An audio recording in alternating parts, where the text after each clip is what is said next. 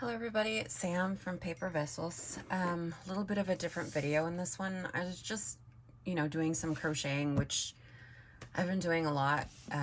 If you guys have kind of been watching my Instagram, I made just some cute stuff. Let me grab a few things to show you. Made like a strawberry. This one's gonna be a bigger strawberry once I have the stuffing that I ordered. So that'll be really cute. Is that too? Let me zoom out a bit.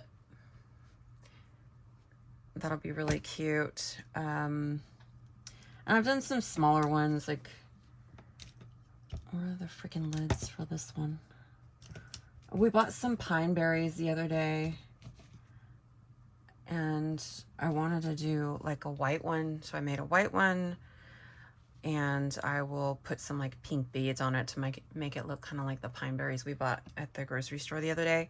But the main reason is I wanted to do some cute little hearts, and I was researching some videos, and of course I saw Buzzinwith Vee because we all know that she has them and she sells them and they're so freaking cute. So I wanted to make some similar to give as gifts. So I found some patterns, right? And this is actually the same pattern. So this one is done with a different starting point than this one. And you see what a big difference this makes. I mean, it really does. You have this big opening, and this one you do not. Well, with this technique, I can actually control the size of that. So I kind of wanted to show you guys how to start that. I hope this is good. You can actually see. I'll zoom in some. So I'm using bigger thread. I can make any size just by altering like what thread I use and what crochet hook I use. I mean, if I use smaller hooks and smaller thread, I'm gonna have a smaller size, right? I mean, makes sense, right? So I wanted to show kind of how to start this. And there's a technique where, you loop and you do this and okay. And for me, sometimes this ends up in a knot more times than it doesn't.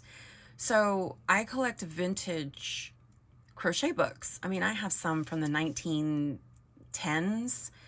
and 1800s, some that go back to World War II also. I mean, just really cool ones. It's just the thing. I like it.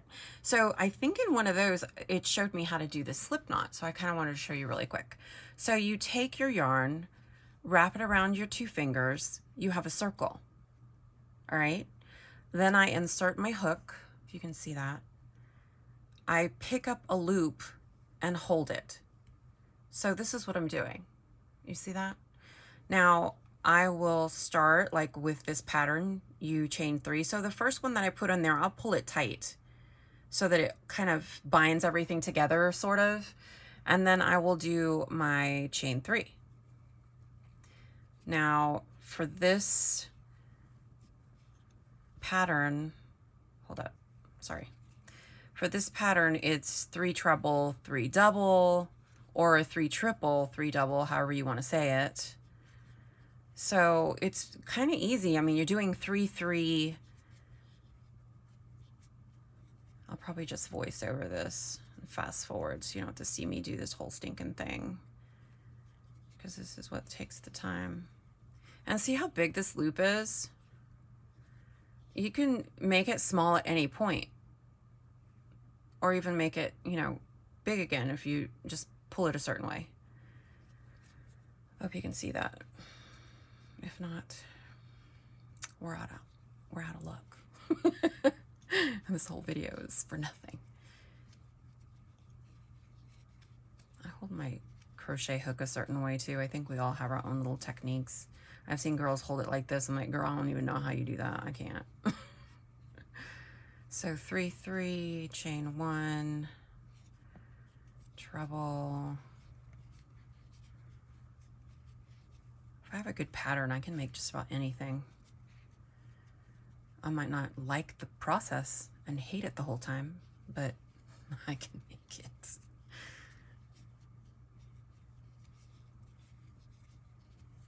But see, having this starting point makes it so much easier for you to crochet in here. And in Vee's video, she does a certain starting point to where it's a really small opening. So she's like, it's really hard to get in there, and it can be, but I just wanted to show you guys this technique. And my thought process was to like just make a video and just send it to her, so see if it would help her with her little starting point. Because that other way, I agree, I never know what's going to happen.